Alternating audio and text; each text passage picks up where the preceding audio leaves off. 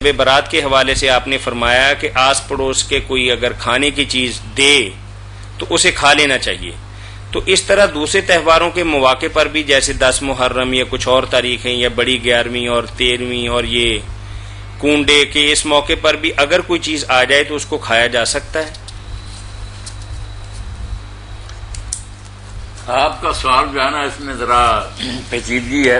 کچھ تو ایسے کھانے ہیں کہ وہ لوگ صرف خاص دنوں میں پکاتے ہیں. وہ دن بے شک شریعت میں اس لیے مقرر نہیں کیے گئے، مگر وہ کھانا جو ہے نا صرف کہ خاص دنوں میں پکایا گیا یا اس پر قرآن مجید پڑھ دیا گیا، اس سے حرام نہیں ہوتا.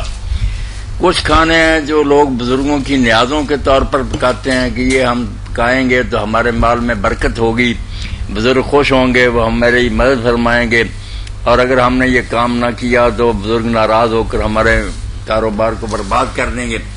یہ ہے مشرکانہ ذہنیت. اس ذہنیت سے جو کھانے پکائے جائیں ان پر کچھ پڑھا جائے یا نہ پڑھنے کا اس میں دخل نہیں، وہ اس نیت سے ہی نہ حرام ہو جاتے ہیں، وہ نہیں کھانے چاہیے. اس سے ان کی شرکیہ باتوں کی تائید ہوگی.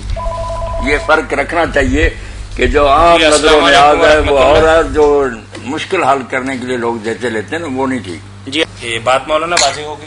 ہاں، عام تہواروں پر جو پکاتے ہیں کھانے ان کے کھا لینے میں کوئی حرج نہیں. اگر کسی نے بھیجا تو نفرت نہ کریں، نہ اس کو پھینکیں.